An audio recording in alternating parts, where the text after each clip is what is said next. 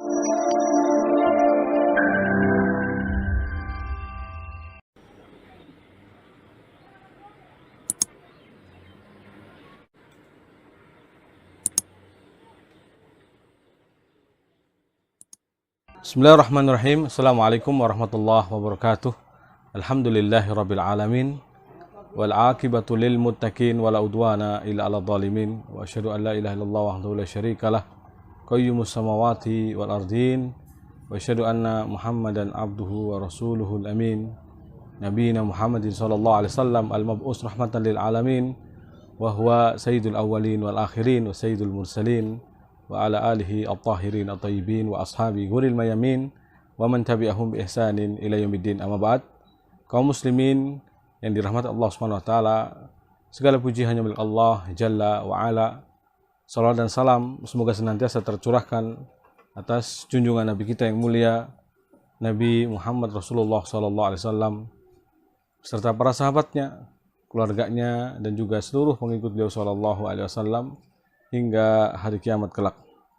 Kaum muslimin dan muslimat yang dirahmati Allah Subhanahu wa taala, ikhwatal iman, kita akan kembali membacakan pertanyaan dan menjawab beberapa pertanyaan yang masuk. Pertama, bismillah, bagaimana caranya memberi penjelasan kepada suami agar mau segera menghitankan anak, sedangkan anak sudah kelas 5 dan minta dihitan dari masih TK. Bilang suami saya nanti saja kelas 6 kalau sudah lulusan. Syukron. Nah, alhamdulillah wassalatu wassalamu ala rasulillah wa ba'd. Kaum muslimin yang dirahmati Allah SWT, khitan adalah suatu kemuliaan atau sunnah, ya, disunahkan bagi anak laki-laki dan suatu kemuliaan bagi anak perempuan. Syariat khitan ini adalah syariat yang disyariatkan di hari ke-7 kelahiran, jadi bersamaan dengan diakikoi dan diberi nama, dipotong rambutnya, gundul, ya, kemudian ditimbang rambutnya tersebut, dan termasuk di dalamnya adalah di khitan aslinya, ya. Namun demikian, kaum muslimin secara umum di negeri kita ini jarang sekali mengamalkan hadis ini. Jadi aslinya adalah syariat yang dari awal untuk anak-anak, ya, masih umur bahkan masih bayi, masih 7 hari dari kelahirannya. Maka jika memang sudah lewat, ya, selagi belum sampai usia balik tidak masalah. Namun demikian biasanya di masyarakat, ya, ada juga yang punya anggapan bahwa jika anak belum dikhitan maka tidak ikut sholat berjamaah karena, atau tidak sholat artinya, ya, karena mereka punya anggapan bahwa karena itu masih ada najis yang dibawanya. Dan ini bisa jadi benar seperti ini, ya, karena emang bagian itu kalau tidak dibuang maka akan terus menggenang bagian najisnya, ya. Nah, jika ini mungkin dipahamkan kepada suami, ya, bisa jadi mau menyegerakan untuk mengkhitan. Tapi kalau toh, ya, tidak juga, maka semoga tidak ada pertentangan, perselisihan di antara keluarga, ibu dan juga bersama suami, ya. Jadi tidak dipermasalahkan, diperbesarkan. Artinya tetap ada juga yang berpendapat tidak masalah, ya, tidak sampai menjadikan tidak sah sholatnya, atau sholatnya artinya tetap bisa, ya, karena memang dianjurkan sholat sejak 7 tahun, ya, sampai kemudian 10 dipukul kalau meninggalkannya. Apalagi ini kelas 6 biasanya sekitar 11 atau 12, ya, menjelang balik. Nah, jika bisa disegerakan maka seharusnya memang disegerakan. Ini perlu pemahaman saja, mungkin dibutuhkan cara yang baik untuk memahamkan suami. Wallahu a'lam bishawab. Kemudian ada pertanyaan lagi di sini. Adik ipar saya, insya Allah bulan depan mau menikah, dan dia anak angkat dari mertua saya, ya. Tetapi mertua tidak mau berterus terang kepada calon besan kalau dia adalah anak angkat dengan alasan takut pihak calon suami membatalkan pernikahan. Karena mohon maaf, anak tersebut tidak diketahui bapaknya. Rencana mertua mau berpura-pura sakit dan ngasih mandat kepada orang lain untuk menjadi wali nikah. Pertanyaannya, apakah nanti pernikahan tersebut sah? Bukankah seharusnya dengan wali hakim? Apakah diperbolehkan tidak ikut menghadiri pernikahan itu karena ada unsur kebohongan? Jadi di sini ada 3 pertanyaan minimalnya ya. Alhamdulillah wassalatu wassalamu ala rasulillah wa ba'd. Terkait pertanyaan yang pertama ya, tentang sahkah ya pernikahan tersebut, pernikahannya ya dikhawatirkan tidak sah karena bukan wali yang asli ya, wali yang memang berhak untuk menjadi wali baginya. Karena wali adalah orang tuanya atau pak de pamannya dari pihak ayah ya, kemudian seterusnya ya, atau kakeknya malah ya. Tapi jika tidak diketahui walinya, maka wali hakim yang benar. Karena wali hakim adalah wali bagi yang tidak punya wali. Justru kalau seperti ini, berarti sama saja meskipun memberikan mandat. Ya, karena memberikan mandat itu mewakilkan. Mewakilkan itu siapa dia? Dia bukan apa-apanya. Karena bapak mertua di sini statusnya adalah bapak angkat. Dan bapak angkat itu bukan wali yang sah untuk menjadi wali bagi anak ini. Ya. Ketika dia memberikan mandat, kemudian yang diberikan mandat juga bukan penghulu atau wali hakim, sama saja. Berarti pernikahannya tidak sah. Ya. Maka di sini perlu dipahamkan, baik yang nanti akan dijadikan mandat, dikasih tahu bahwa ini berbahaya, akan menjadi pernikahan tidak sah.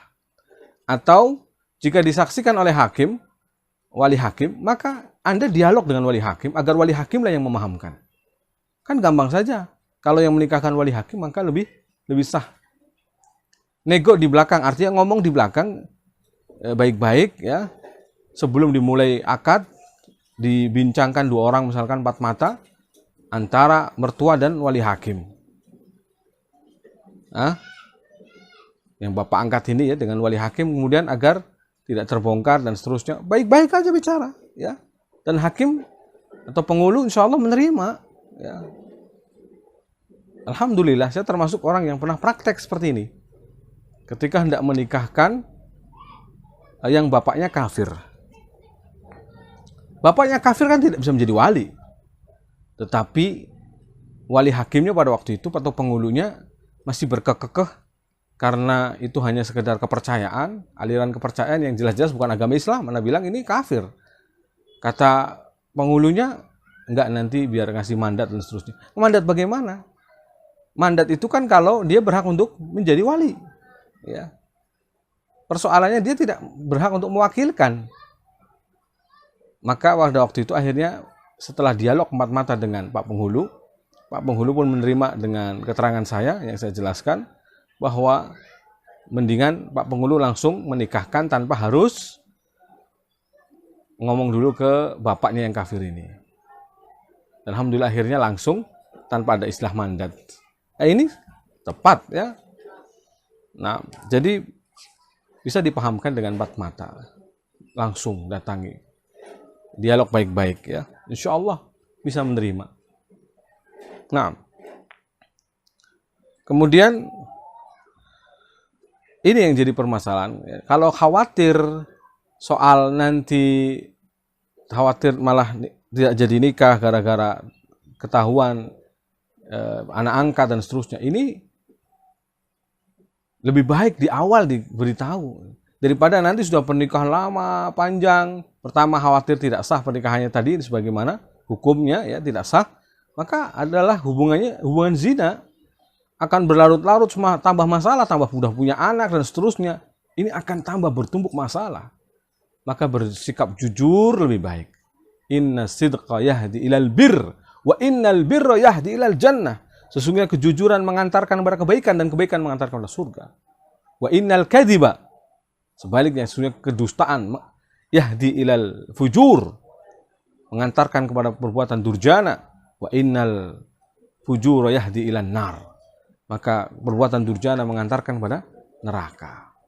Anda kalau kemudian berkeyakinan bahwa sudah bersikukuh tidak bisa dinasihati juga dan seterusnya, lalu kemudian tidak hadir, ini menurut saya justru lari dari masalah. Sebaiknya justru Anda hadir pada waktu itu, kemudian sambangi langsung bapak penghulunya, atau mungkin yang akan dikasihkan mandat, diberitahu, ya, dikasih tahu baik-baik, maka mungkin bisa menerima dan akhirnya memahamkan orang tuanya atau mertua maksudnya, ya, bapak angkat ini, agar kemudian mengambil langkah yang benar, yang tepat sesuai dengan syar'i, ya, lebih baik, atau sejadi mungkin sekarang sebelum hari akad, ya.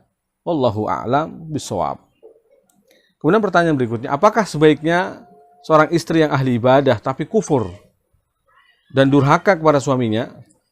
Jadi maksudnya bagaimana sikap kita kepada istri yang sebenarnya baik ahli ibadah dia, tetapi dia kufur kepada suaminya, durhaka kepada suaminya.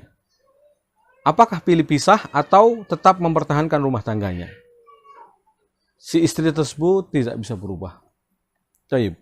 Soal ketaatan mungkin di sini, ya.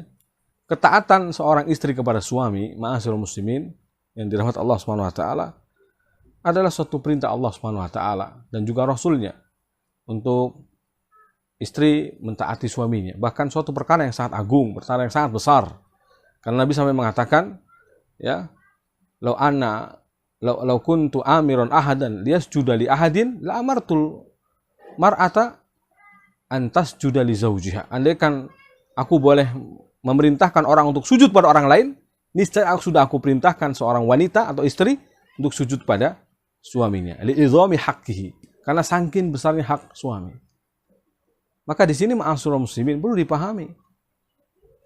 Ketaatan kepada suami itu adalah ibadah yang sangat agung. Kalau dia memang ahli ibadah, ya, maka hendaknya dia sangat taat kepada suaminya justru. Bagaimana mungkin dia hablum minallahnya baik, sementara hablum minannasnya buruk, termasuk kepada suaminya, ya. Maka di sini tidak seimbang. Seakhirnya ada cacat. Hubungan kepada Allah seakan-akan baik, berarti sebenarnya tidak baik, ya. Karena buktinya apa? Hubungan dengan suaminya sendiri buruk, ya. Maka seorang muslim yang akidahnya benar harusnya terpancar dari akidah yang benar adalah muamalah akhlak yang mulia. Termasuk akhlak yang mulia adalah patuh pada suaminya, tidak berbuat durhaka, tidak kufur nikmat, ya. Inilah demikian yang mengantarkan banyakkan wanita ke dalam surga, ke dalam neraka, ya. Kebanyakan adalah karena kufur. Takfurnal ashir, kata Rasulullah SAW. Wa yuksirnal la'na. Banyak mengkufuri suami dan melaknat. Itulah karena inilah menjadikan mereka masuk neraka. Padahal mereka akan mudah untuk masuk surga, bahkan dari pintu manapun, yang bahkan kayak kita sebagai para suami, para ikhwan, itu tidak bisa mungkin masuk surga dari semua pintu.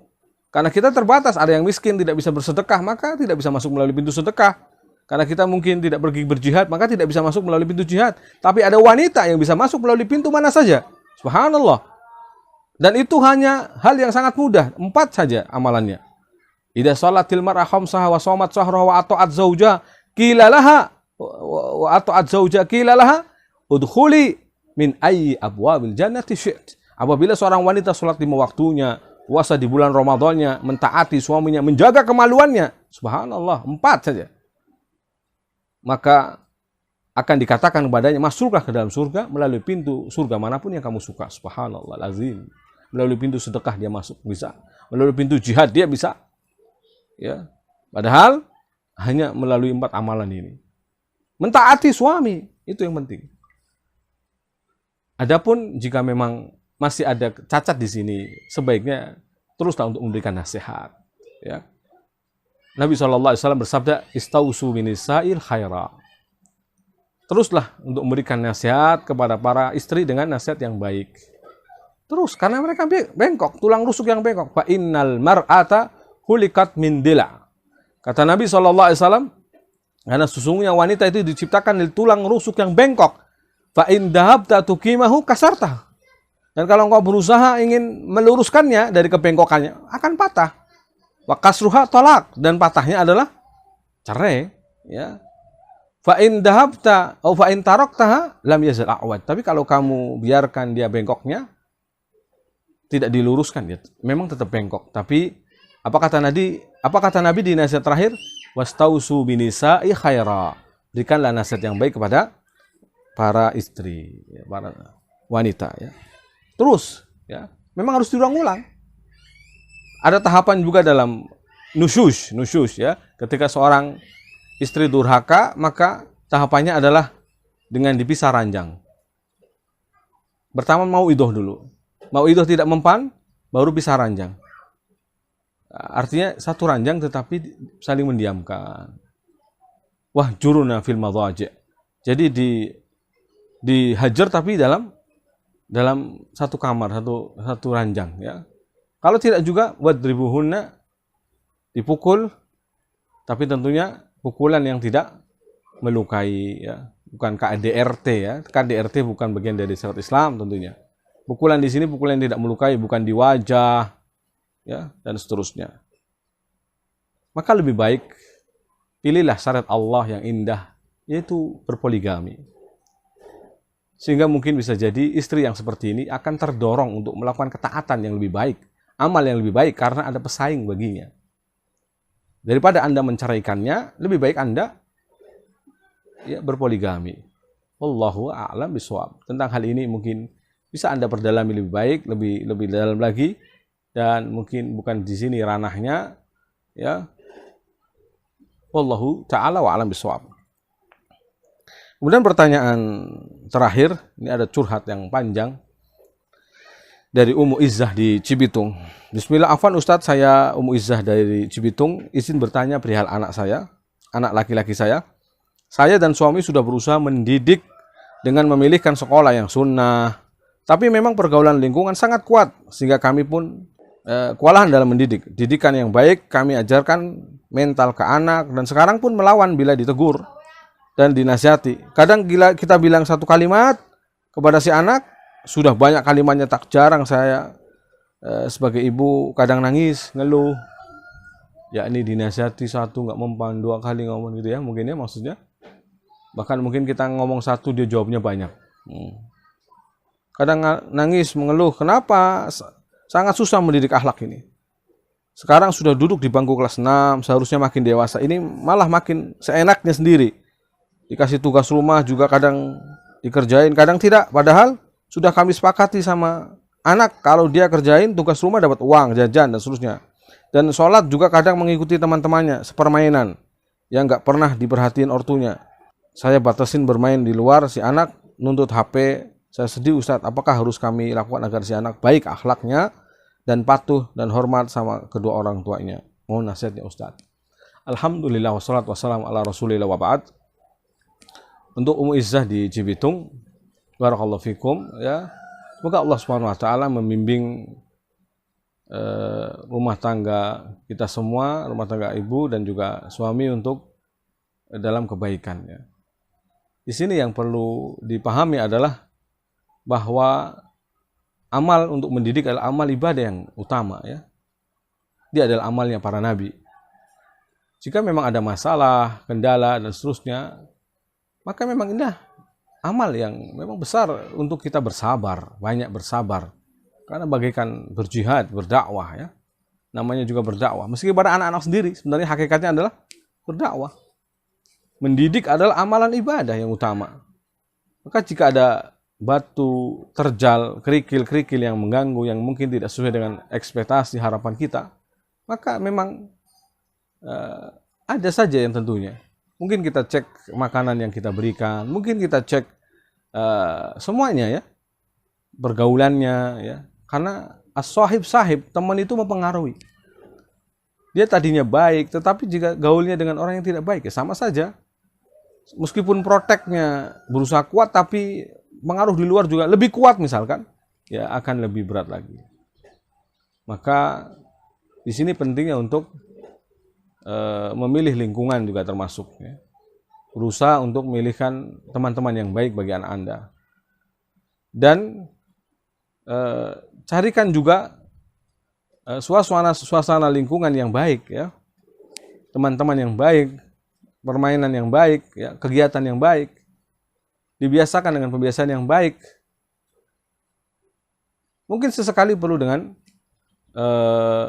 sebuah ketegasan, dengan misalkan ada konsekuensinya. Kalau dia melakukan perbuatan kesalahan, maka akan tidak mendapatkan haknya misalkan.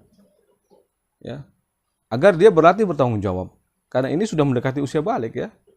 12 tahun. Kelas 6 ya. Sudah menjelang usia balik. Kalau dia melawan dan seterusnya. Juga berikan pemahaman tentang adab kepada orang tua, adab ya, kepada teman, adab kepada orang yang lebih tua. Ini perlu dipahamkan. Bahwa kalau orang tua berbicara maka harus mendengar, tidak boleh menjawab. Ya. Naam, kita tahu bahwa usia peralihan seperti ini kadang masih ada banyak kita dapati memang, dan secara umum ya, adalah anak-anak itu inginnya melawan ya. Karena dia sudah tidak mau digurui lagi. Dia sudah tidak mau lagi dianggap anak kecil lagi. Dia inginnya seolah-olah dianggap dewasa ya. Maka ini yang mungkin perlu Anda usahakan ya. Jadi untuk menyentuh hatinya, tidak lagi memperlakukannya seperti anak kecil. Ya, jadi nasihatnya kepada dia tidak sama dengan nasihatnya pada adik-adiknya. Ya, dia ingin dispesialisasikan ya. Diberikan spesial istilahnya. Diberikan haknya yang lebih. Haknya yang memang bagian dari haknya. Naam. Nabi mengatakan wa'ati kulladzi haqqin haqqahu, dan berikan pada setiap orang yang punya hak-haknya. Ya. Maka mungkin juga permasalahan-permasalahan lain misalkan seperti kecemburuan pada adiknya. Anda mungkin menyapa kepada adik tapi tidak menyapa kepada kakak ya. Atau memberikan kepada adiknya yang kecil tetapi tidak memberikan kepada kakaknya. Ini kadang uring-uringan seperti ini berlanjut sampai pada permasalahan yang lain. Disuruh nggak mau, diinikan nggak mau, dibeginikan nggak mau. Itu sebabnya terkadang adalah karena kecemburuan. Ya. Terkadang juga karena ya hal-hal lain yang sifatnya faktor luar juga bisa. Tadi permainan dari luar, bergaul ya. Maka memang boleh membatasi di sini, tetapi tidak perlu dengan istilahnya terlalu keras ya. Hanya saja jika memang benar-benar parah, artinya sangat mengkhawatirkan di luar sana, bahasanya misalkan, tutur katanya, ya sudah, cut, benar-benar cut, tidak boleh untuk bergaul dengan orang-orang yang seperti ini. Tapi kalau masih dalam arti kadang ada baiknya, ya diajarkan saja untuk duduk pada mereka saat mereka masih baik. Ketika tidak, maka tinggalkan. Baik, demikian Ibu ya. Semoga Allah Subhanahu wa taala memberikan taufik kepada anak Ibu Ummu Izzah di Cibitung, dan dimudahkan untuk bisa memperbaiki dan berakhlak yang baik, untuk dibiasakan dan terus dibiasakan. Innamal ilmu bitta'allum wal hilmu bittahallum. Sesungguhnya ilmu diraih dengan cara belajar, dan lemah lembut juga diraih dengan berlatih berlemah lembut. Maka perlu banyak latihan, banyak pembiasaan, terus menerus secara kontinu ya, sabar, dan mintalah berdoalah kepada Allah, minta kebaikan untuk anak Anda ya. Terus daripada mengeluh pada orang lain, mengeluh pada kakak, mengeluh pada orang yang tidak tepat ya, maka mengadukan hanya kepada Allah Rabbul Izzati wal Jalal. Mungkin di sepertiga waktu akhir malam ya, sebagaimana istighfar yang dilakukan oleh Nabi Yakub alaihissalam ketika anak-anaknya berbuat yang parah ya, sampai membunuh Nabi Yusuf, membuangnya di sungai, di sumur. Apa kata Yakub? Sa'astaghfiru Rabbi, sa'astaghfiru lakum Rabbi, akan aku mintakan untuk bagi kalian ampunan dari Robku. Lihat, kata para ulama ketika Nabi Yakub mengatakan hal ini adalah, yaitu akan aku mohonkan ampun bagi kalian dari Robku di waktu sepertiga malam akhir. Ya, orang tua memang begini, kadang disakiti dan dizalimi atau mendapatkan gangguan dari anak-anaknya, maka bersabar dan bahkan mendoakan kebaikan, mohonkan ampun untuk mereka. Wallahu ta'ala wa a'lam bishawab. Hadza sallallahu ala nabiyyina Muhammadin wa alihi wa sahbihi ajma'in. Walhamdulillahirabbil alamin. Wassalamualaikum warahmatullahi wabarakatuh.